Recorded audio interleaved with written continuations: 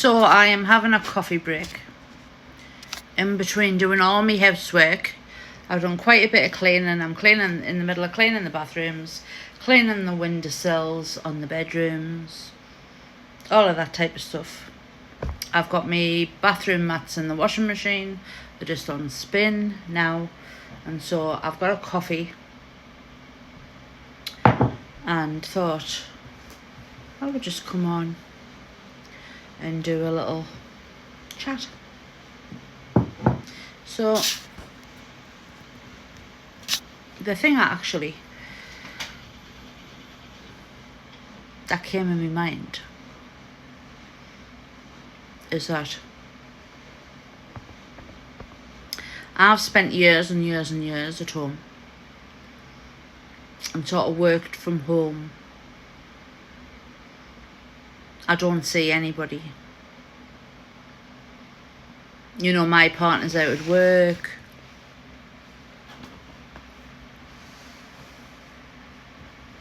You know.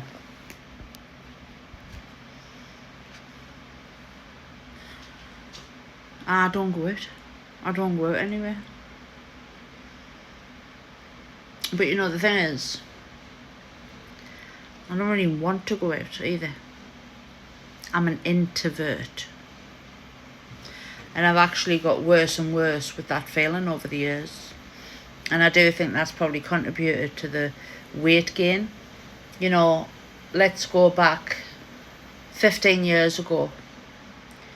And I was like slim,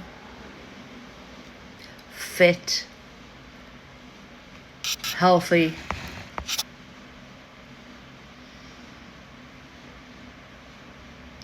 I didn't have issues with food. You know what I mean? So it's like, it's all sort of rolled into one, really. You know what I mean? It's like, and sometimes I sit here and think to myself, I could go all day and not hear from no one. I literally not hear from anyone. Apart from my partner, obviously, he'll always message, say, are you alright, blah, blah, blah.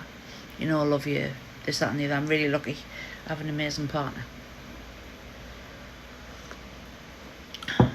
But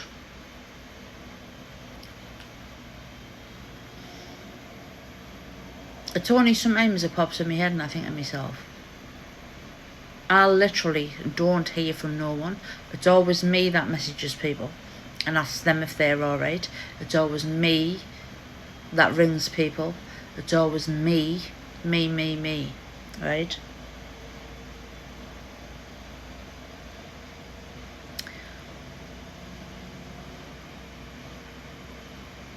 And I think social media sometimes makes this situation worse for us. But on one hand, social media is a great thing for us if we're at home and we have contact with the outside world. That you can sit at home and you can do content. Like for me at the moment, I'm doing my content about the carnivore diet, improving my health, talking about just day-to-day stuff really. I'm just documenting my day-to-day life, really. And sharing it with people. As you can hear, you can probably hear me washing machine on spin there. I'm sitting having a break in between housework, having a coffee. I did some cooking this morning. I'll cook some beef patties for either later on or tomorrow or whatever. I haven't decided what I'm going to eat later on. I'm not hungry. And so like on the carnivore diet, I do feel like you're not overly hungry in that because the meat satisfies you for so long. And I'm finding that at the minute I'm fasting for at least 18 hours a day, at least. Not on purpose, just the way it is. I'm not really overly hungry or nothing. But I'm really enjoying doing the carnivore content. And I'm really enjoying building up a YouTube.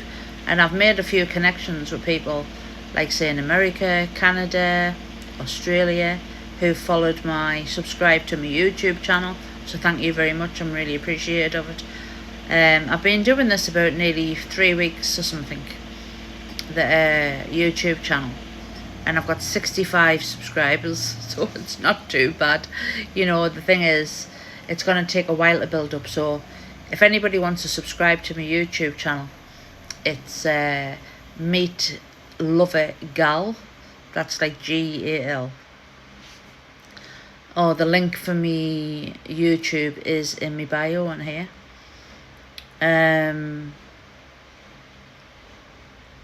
But yeah, isn't it crazy? I don't know if anybody else experiences this, but you get to a certain age in your life, like I'm 52, and you get to a certain age where you realise you don't hear from people. Like, I don't go out to a job, so I'm not seeing people every day and that. You know what I mean? I've worked from home now. Like, I've done online businesses. Like, I've affiliated myself with companies and stuff. That's what I've done. And that's how I've earned an income for the last 13 years. But I do keep that content separate to this. This is just carnivore and lifestyle and diet and health. Basically, what I want to put out there and talk about. But you know, the thing is, it's so common now, you know, that people feel they haven't got friends. And I think a lot of people say they're your friend, but they're not really. And I always say to my son, who's 24, and he struggled to make friends and that. And he's at home and he works from home. He's an artist. He makes like replica masks. He's doing amazing, and his work's fantastic. He has ADHD and autism. I have ADHD, and I always say to him, friends are overrated, because it's very, very rare these days to have a friend that's loyal, that's a genuine friend, that really cares about how you feel, that shows they're there for you, and the honest, the caring, and the really plugged into you. Now, I had a friend like that who passed away last year of cancer. She was my, you know, and that affected me a lot, and it still does. And I think as well, since she passed, I'm really not wanting to connect with other people on a friendship level, because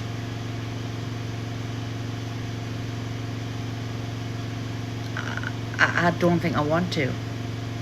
But for some people I do know that I have,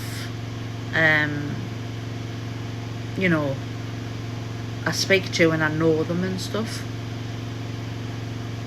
I think it's always me that contacts them, and it's not like anybody really contacts me to check in on me and stuff like that. Now, I do have one other friend called Nikki, who is a very good friend of mine, and you know, I care about her a lot, and I know she's a genuine friend. She's very loyal and stuff like that, so she is a good friend. But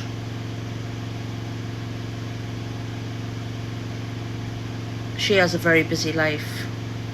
I have a busy life. We talk regularly. We talk every day on WhatsApp and stuff. But like, I'm not really talking about that. I'm talking about more the fact of, you can feel sometimes that you can be going all day and not hear from anyone.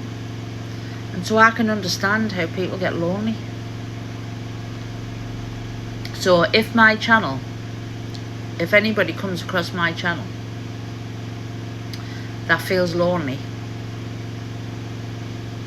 if I can put any kind of reassurance over to anybody, or give them a 10-minute video that they might like watching, that's all I want. That'll make me feel very happy, actually. By the way, this coffee's very nice. So this is my coffee break, then I'm going to go back upstairs and clean.